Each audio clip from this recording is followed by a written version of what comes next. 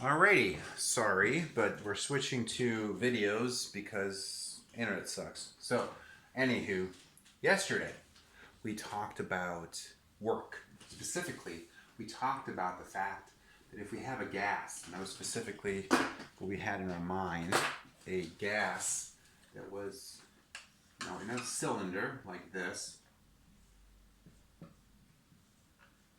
sitting in a hot plate, just to kind of say, weirdly, 293K. There's our gas in here. Okay, we have a certain amount of energy in here. Okay, and we call that energy the internal energy U. And we wanted to change that energy. We had two choices. And internal energy is really kind of good way of thinking about this is the total kinetic energy of all the individual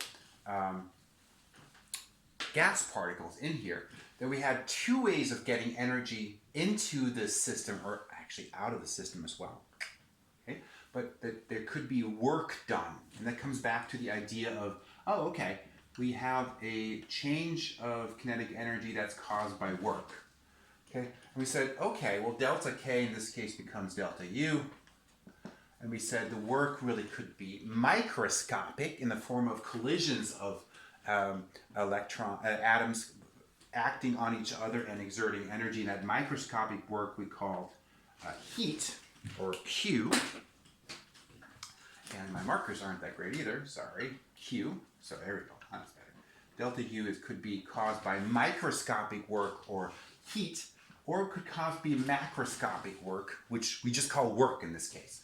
And work, of course, happens up here, yeah, where the piston can compress the gas and do work on it, or the gas could push the piston up and do work on the piston. In that case, energy will be leaving the system.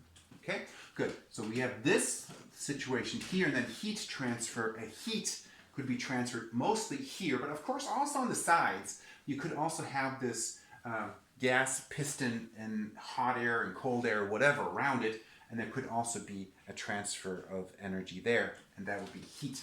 And this is the first law of thermodynamics, and that, of course, is just a restatement of the conservation of energy.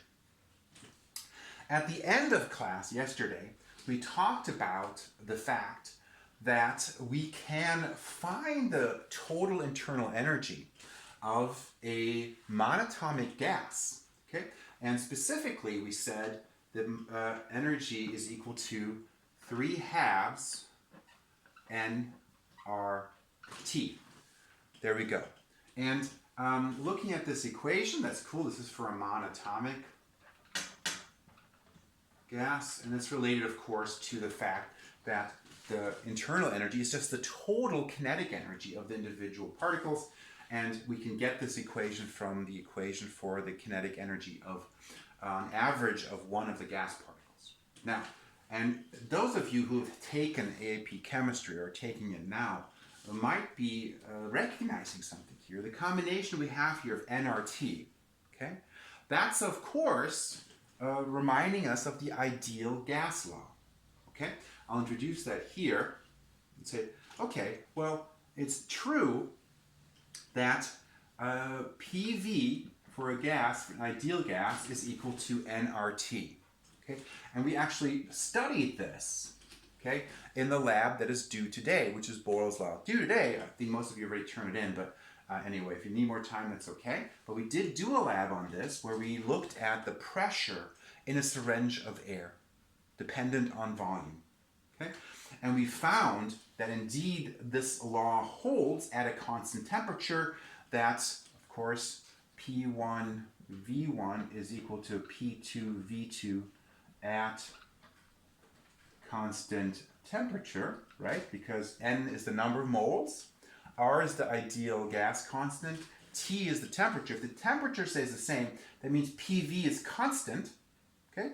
And therefore P1 V1 equals P2 V2, and this is also known as Boyle's law. Good. So it becomes clear that this concept, P and V, becomes important for us to look at. we've got pressure in here, we've got a certain amount of volume. So now we're going to study this more closely by looking more in detail at PV diagrams. Okay, so we're going to look at P on our vertical axis and V on our horizontal axis. So we already did that for Boyle's law, and we looked at it and we said, okay, we found that this was our lab, that P is inversely proportional to V. The bigger V is, the smaller P. And we saw this situation here, that for a constant temperature, this is the kind of curve we get. So we can say, okay, this is for a constant temperature situation. And we give that a special name. We call that an isothermic or isothermal line because the temperature is constant. Okay, that's what we have here, and that should remind you of that. Okay, that's what we did in the lab for Boyle's law. Now, let's take a look here now and think about this in the context of what we did when we compressed that gas. When we compressed that gas, okay, we did work on the gas. Okay, so as we increase the pressure, as we decrease the volume, we did work. So we kind of started over here, right? And we traveled over there, and work was done. So coming back to our piston, thinking about that, in a qualitative sense, what does this mean? We have a piston of gas. If our piston, or finger, in our case of our syringe, compresses it, makes it have a smaller volume, we are doing work on it, okay? And we're putting energy into the system. So if you have a process that on this diagram is moving to the left, to the left, to the left, to the left, yeah, we are doing work on the system, so work is greater than zero. Okay, energy is being put into the system. On the other hand, when we let go of it, right? Let it go, let it go. You let go of the piston of the syringe, then this thing, if we compress it, we've done work on it, and now we let go, it would push this piston back up, and the gas would be doing work on the piston. And then we would move in the other direction. So if you're moving to the right on the PV diagram, right, then work would be smaller than zero. Okay, and of course, if you were not moving left or right, if you were moving up or down, then no work would be done. Okay, you'd be like, what the freak? Those processes are possible, and we'll talk about those later. Up, down, then we'd have work being equal to zero.